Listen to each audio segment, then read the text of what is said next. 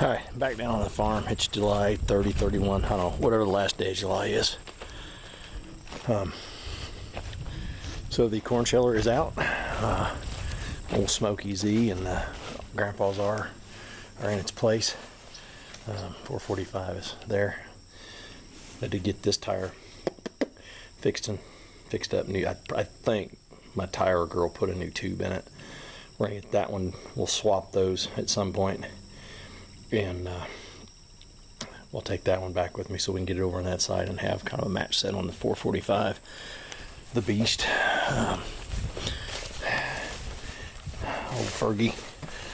But anyway, this is what I wanted to hit on.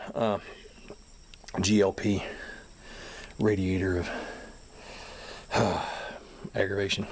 So in an earlier video I had talked about how we had sprung a leak down here in this corner when I was filling it with water. I had considered, well, you can't see it, after talking with a buddy of mine, he had recommended, well, it's not too bad a leak, just put some of this stuff in there. And then talking with Dad and thinking about how much work I put into cleaning these tanks out and sealing the tanks and putting this core in, I thought, yeah, there's got to be a better way. So what I settled on is JB Weld steel reinforced epoxy. This is the 4 to 6 hour stuff. Mixed up a batch, used their little mini popsicle stick, and we have smeared in around that hole. I should have shot a little bit of video. It kind of looks like that bottom edge of that tube got crushed because it had just had a split. It had a split in it, so we've wrapped some epoxy kind of all the way around. We'll let it set up. It's tractor show weekend, so I don't know if I'll get back. Today's Wednesday, show starts tomorrow.